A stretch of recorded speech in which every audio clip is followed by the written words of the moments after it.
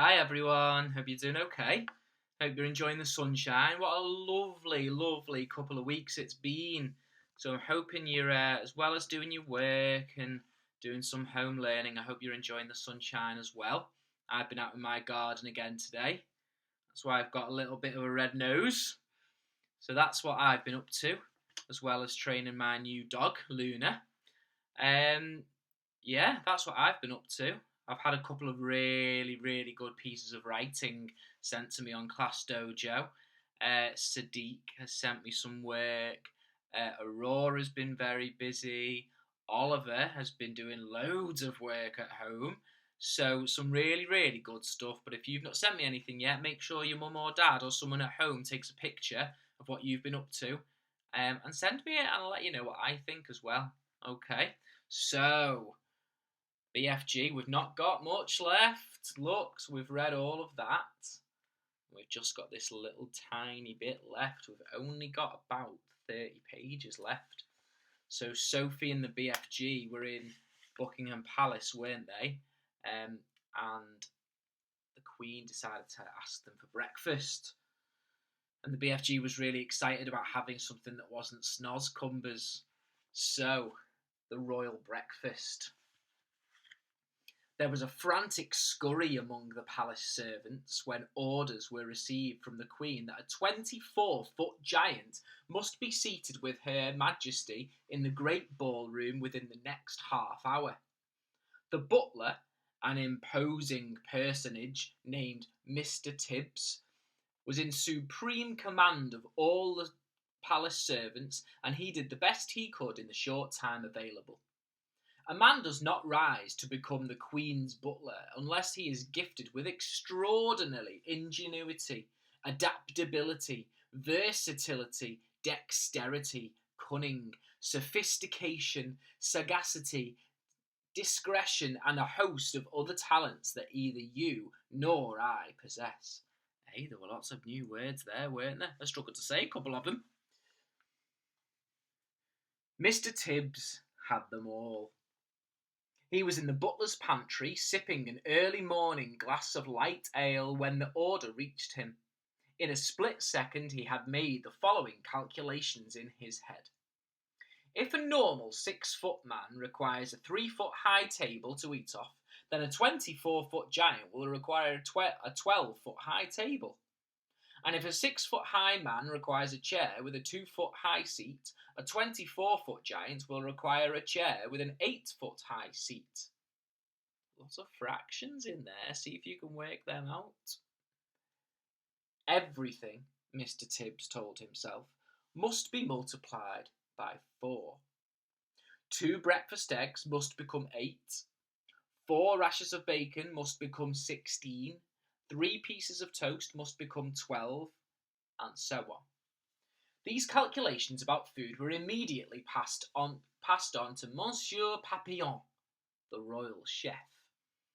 Mr. Tibbs skimmed into the ballroom. Butlers don't walk, they skim over the ground.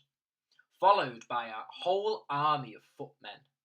The footmen all wore knee breeches, and every one of them displayed beautifully rounded calves and ankles. There is no way you can become a royal footman unless you have a well-turned ankle. It is the first thing they look at when you're interviewed. Push the grand piano into the centre of the room, Mr. Tibbs whispered. Butlers never raised their voices above the softest whisper. 4 footmen moved the piano. Now fetch a large chest of drawers and put it on top of the piano, Mr. Tibbs said. 3 other footmen fetched a very fine Chippendale mahogany chest of drawers and placed it on top of the piano. That will be his chair, Mr. Tibbs said. It is exactly 8 feet off the ground. Now, we shall make a table upon which this gentleman may eat his breakfast in comfort. Fetch me 4 very tall grandfather clocks. There are plenty of them around the palace. Let each clock be 12 feet high. 16 footmen spread out around the palace to find the clocks. They were not easy to carry and required 4 footmen to each one. Place the 4 clocks in a rectangle 8 feet by 4 alongside the grand piano, Mr. Tibbs said. The footmen did so. Now, fetch me the young prince's ping-pong table, Mr. Tibbs whispered. The ping-pong table was carried in. Unscrew its legs and take them away, Mr. Tibbs whispered. This was done. Now, place the ping-pong table on top of the 4 grandfather clocks, Mr. Tibbs whispered. To manage this, the footmen had to stand on step ladders. Mr. Tibbs stood back to survey the new furniture. None of it is its classic style, he whispered, but it will have to do. He gave orders that a damask tablecloth should be draped over the ping-pong table, and in the end it looked really quite elegant after all. At this point, Mr. Tibbs was seen to hesitate. The footmen all stared at him, aghast.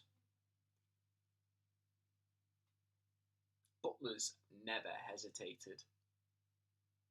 Not even when they are faced with the most impossible problems. It is their job to be totally decisive at all times. Knives and forks and spoons, Mr. Tibbs was heard to mutter. Our cutlery will be like little pins in his hands. But Mr. Tibbs didn't hesitate for long. Tell the head gardener, he whispered, that I require immediately a brand new, unused garden fork and also a spade. And for a knife, we shall use the great sword hanging on the wall in the morning room. But clean the sword first. It was last used to cut off the head of King Charles I, and there may be still a little dry blood on the blade. When all this had been accomplished, Mr. Tibbs stood near the centre of the ballroom, casting his expert butler's eye over the scene. Had he forgotten anything? He certainly had. What about a coffee cup for the large gentleman? Fetch me, he whispered, the biggest jug you can find in the kitchen. A splendid 1-gallon porcelain water jug was brought in and placed on the giant's table beside the garden fork and the garden spade and the great sword. So much for the giant. Mr. Tibbs then had the footman move a small, delicate table and 2 chairs alongside the giant's table. This was for the Queen and Sophie. The fact that the giant's table and chair towered far above the smaller table simply could not be helped. All these arrangements were only just completed when the Queen, now fully dressed in a trim skirt and cashmere cardigan, entered the ballroom holding Sophie by the hand. A pretty blue dress that had once belonged to one of the princesses had been found for Sophie, and to make her look prettier still, the Queen had picked up a superb sapphire brooch from her dressing table and had pinned it on the left side of Sophie's chest. The big friendly giant followed behind them, but he had an awful job getting through the door. He had to squeeze himself through on his hands and knees, with 2 footmen pushing him from behind and 2 pulling him from the front. But he got through in the end. He had removed his black cloak and got rid of his trumpet, and now was wearing his ordinary, simple clothes. As he walked across the ballroom, he had to stoop quite a lot to avoid hitting the ceiling. Because of this, he failed to notice an enormous crystal chandelier. Crash went his head, right into the chandelier. A shower of glass fell upon the poor BFG. "Gunghummers and bogwinkles!" he cried. "What was that?" "It was Louis XV, the Queen said, looking slightly put out. "He's never been in a house before," Sophie said. Mr. Tibbs scowled. He directed 4 footmen to clear up the mess, then, with a disdainful little wave of his hand, he indicated to the giant that he should seat himself on top of the chest of drawers on top of the grand piano. "What a fizz-whizzing, flush-bunking seat!" cried the BFG. "I is going to be buggers a snug in a rug up here." "Does he always speak like that?" the Queen said. "Quite often," Sophie said. "He gets tangled up with his words." The BFG sat down on the chest of drawers piano and gazed in wonder around the great ballroom. "By gumdrops!" he cried. "What a spliffing whopsy room we is in! It is so gigantuous, I is needing birculars and telescoops to see what is going on at the other end." Footmen arrived carrying silver trays with fried eggs, bacon, sausages and fried potatoes. At this point, Mr. Tibbs suddenly realised that in order to serve the BFG at his 12-foot-high grandfather clock table, he would have to climb on top of one of the tall step ladders. What's more, he must do it balancing a huge warm plate in the palm of one hand and holding a gigantic silver coffee pot in the other. A normal man would have flinched at the thought of it, but good butlers never flinch. Up he went, up, and up, while the Queen and Sophie watched him with great interest. It is possible they were both secretly hoping he would lose his balance and go crashing to the floor. But good butlers never crash. At the top of the ladder, Mr. Tibbs, balancing like an acrobat, poured the BFG's coffee and placed his enormous plate before him. On the plate, there were 8 eggs, 12 sausages, 16 rashers of bacon, and a heap of fried potatoes. You can see there the Queen and Sophie and one of the footmen watching the BFG, and there's the BFG. He's looking quite happy. You can see there the grand piano with the chest of drawers on top, and then there's his table with the grandfather clocks and the ping pong table, and there's Mr. Tibbs. So he's got the coffee in one hand and all that food in the other hand. He's doing a pretty good job. "What is this, please, your Magister?" the BFG asked, peering down at the Queen. "He has never eaten anything except snozcumbers before in his life," Sophie explained. "They taste revolting." "They don't seem to have stunted his growth," the Queen said. The BFG grabbed the garden spade and scooped up all the eggs, sausages, bacon and potatoes in one go and shoveled them into his enormous mouth. "By goggles!" he cried. "This stuff is making snozcumbers taste like Swatch wallop." The Queen glanced up, frowning. Mr. Tibbs looked down at his toes and his lips moved in a silent prayer. "That was only one titchy little bite," the BFG said. "Is you having any more of this delunctious grubble in your cupboard, Magister?" "Tibbs," the Queen said, showing true regal hospitality, "fetch the gentleman another dozen fried eggs and a dozen sausages." Mr. Tibbs swam out of the room, muttering unspeakable words to himself and wiping his brow with a white handkerchief. The BFG lifted the huge jug and took a swallow. "Ouch!" he cried, blowing a mouthful across the ballroom. "Please, what is this horrible swig pill I is drinking, Magister?" "It's coffee," the Queen told him, "freshly roasted." "It's filthsome!" the BFG cried out. "Where is the frobscottle?" "The what?" the Queen asked. "Delunctious Fizzy's frobscottle," the BFG answered. "Everyone must be drinking frobscottle with breakfast, Magister. Then we can all be whiz-popping happily together afterwards." "What does he mean?" the Queen said, frowning at Sophie. "What is whiz-popping?" Sophie kept a very straight face. "BFG," she said, "there is no frobscottle here, and whiz-popping is strictly forbidden." "What?" cried the BFG. "No frobscottle? No whiz-popping? No glumptious music? No boom-boom-boom?" "Absolutely not," Sophie told him firmly. "If he wants to sing, please don't stop him," the Queen said. "He doesn't want to sing," Sophie said. "He said he wants to make music," the Queen went on. "Shall I send for a violin?" No, Your Majesty," Sophie said. He's only joking."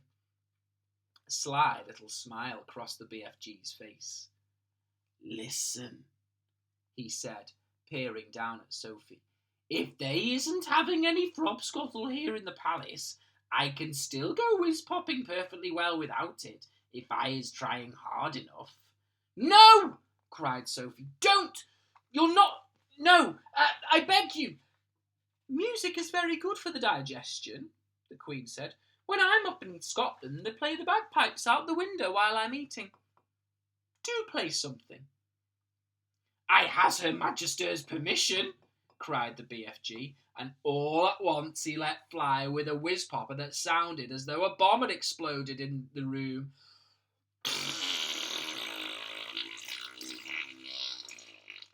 The Queen jumped. "Whoopee!" shouted the BFG. "That is better than bagpipes, is it not, Magister?" It took the Queen quite a few seconds to get over the shock. "I prefer the bagpipes," she said, but she couldn't stop herself from smiling. During the next 20 minutes, a whole relay of footmen were kept busy, hurrying to and from the kitchen, carrying third helpings and fourth helpings and fifth helpings of fried eggs and sausages for the ravenous and delighted BFG. When the BFG had consumed his 72nd fried egg, Mr. Tibbs sidled up to the Queen.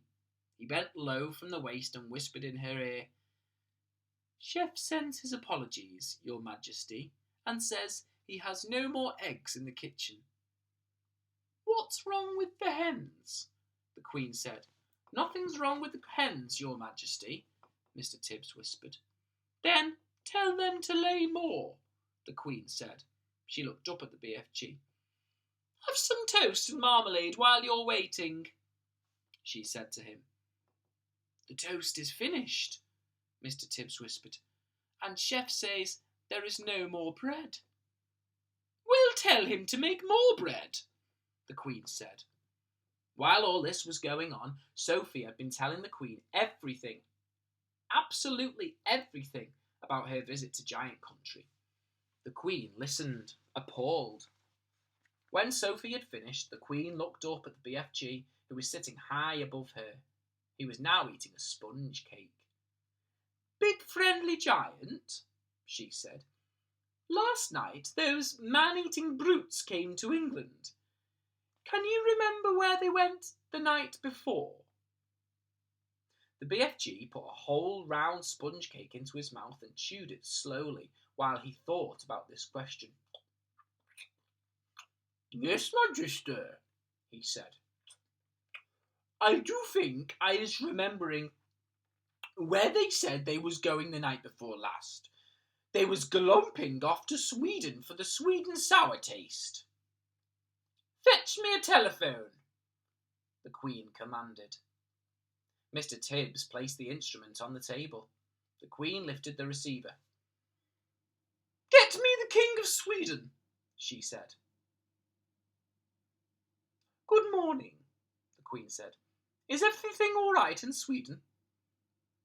"Everything is terrible," the King of Sweden answered. "There is panic in the capital. 2 nights ago, 26 of my loyal subjects disappeared. My whole country is in a panic." "Your 26 loyal subjects were all eaten by giants," the Queen said. "Apparently they like the taste of Swedes." "Why do they like the taste of Swedes?" the King asked. "Because the Swedes of Sweden have a sweet and sour taste." "So says the BFG," the Queen said. "I don't know what you're talking about," the King said, growing testy. "It's hardly a joking matter when one's loyal subjects are being eaten like popcorn." "They've eaten mine as well," the Queen said. "Who's they, for heaven's sake?" the King asked. "Giants," the Queen said. "Look here," the King said. "Are you feeling all right?" "It's been a rough morning," the Queen said. "First I had a horrid nightmare, then the maid dropped my breakfast, and now I've got a giant on the piano." "You need a doctor, quick!" cried the King. "I'll be all right," the Queen said. "I must go now. Thanks for your help." She replaced the receiver. Your BFG is right, the Queen said to Sophie. Those 9 man-eating brutes did go to Sweden. It's horrible, Sophie said. Please stop them, Your Majesty. I'd like to make one more check before I call out the troops, the Queen said. Once more she looked up at the BFG. He was eating donuts now, popping them into his mouth 10 at a time like peas. Think hard, BFG, she said. Where did those horrid giants say they were galloping off to 3 nights ago? The BFG thought long and hard. Ho, ho, he cried at last. Yes, I is remembering. Where? Asked the Queen. One was off to Baghdad, the BFG said. As they is galloping past my cave, Fleshlump Eater is waving his arms and shouting at me, I is off to Baghdad and I is going to Baghdad and Mum and every one of their 10 children as well. Once more the Queen lifted up the receiver. Get me the Lord of Baghdad, she said. If they don't have a Lord Mayor, get me the next best thing. In 5 seconds, a voice was on the line. Here is the Sultan of Baghdad speaking, the voice said. Listen, Sultan, the Queen said. Did anything unpleasant happen in your city 3 nights ago? Every night unpleasant things are happening in Baghdad, the Sultan said. We are chopping off people's heads like you are chopping parsley. I've never chopped parsley in my life, the Queen said. I want to know if anyone has disappeared recently in Baghdad. Only my uncle, Caliph Harun al-Rashid, the uncle said. He disappeared from his bed 3 nights ago together with his wife and 10 children. There you is! Cried the BFG, whose wonderful ears enabled him to hear what the Sultan was saying to the Queen on the telephone. Fleshlump Eater did that one. He went off to Baghdad and Mum and all the little kiddlers. The Queen replaced the receiver. That proves it, she said, looking up at the BFG. Your story is apparently quite true. Summon the head of the army and the head of the Air Force immediately. And that's where we end our chapter. So the next chapter is called The Plan. Have a think about what you think the plan is going to be. The BFG ate quite a lot for breakfast, didn't he? Now, while I was reading... I can't get my monster on my page. There we go. He's gobbling up that page.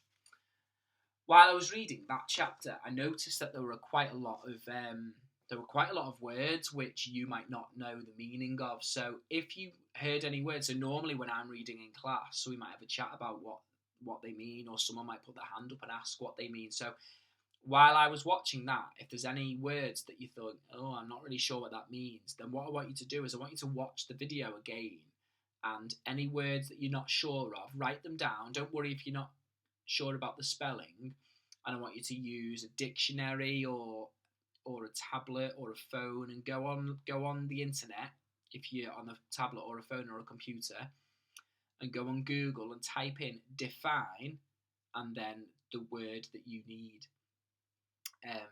the word that you weren't sure about, because every time we read, if there's a word that we don't know what it means, and it's really, really important to find out what it means, because otherwise we don't know what the writers are trying to say.